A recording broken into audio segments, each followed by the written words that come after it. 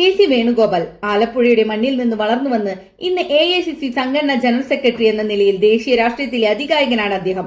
രാഹുൽ ഗാന്ധിയുടെ വിശ്വസ്തൻ, കോൺഗ്രസിന്റെ ട്രബിൾ ഷൂട്ടർ എന്നൊക്കെയാണ് അദ്ദേഹത്തെ അറിയപ്പെടുന്നത്.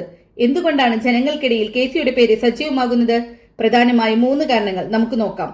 ഡൽഹിയിലെ കോൺഗ്രസിനെ നയിക്കുന്നതിൽ നിർണായക പങ്കുവഹിക്കുന്ന നേതാവ്.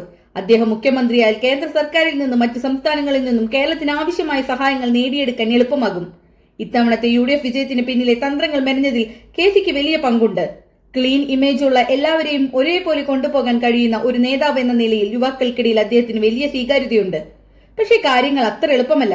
കോൺഗ്രസിനുള്ളിൽ തന്നെ മുഖ്യമന്ത്രി സ്ഥാനത്തേക്ക് മറ്റു കരുത്തരായ നേതാക്കളുമുണ്ട്.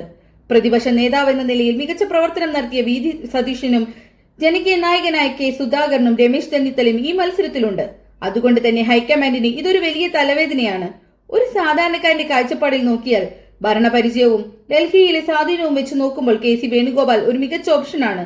എന്നാൽ കേരളത്തിലെ ഗ്രൂപ്പ് സമവാക്യങ്ങൾ എങ്ങനെ മറിയുമെന്ന് നമുക്ക് കണ്ടറിയണം. നിങ്ങൾക്ക് എന്ത് തോന്നുന്നു? കെ.സി. വേണുഗോപാൽ കേരളത്തിന്റെ മുഖ്യമന്ത്രിയാകണോ അതോ VD സതീശനാണോ അനുയോജ്യൻ? നിങ്ങളുടെ അഭിപ്രായങ്ങൾ താഴെ കമന്റ് ചെയ്യുക. വീഡിയോ ഇഷ്ടപ്പെട്ടാൽ ലൈക്ക് ചെയ്യാനും ചാനൽ സബ്സ്ക്രൈബ് ചെയ്യാനും മറക്കരുത്. അടുത്ത അപ്ഡേറ്റുമായി വീണ്ടും കാണാം.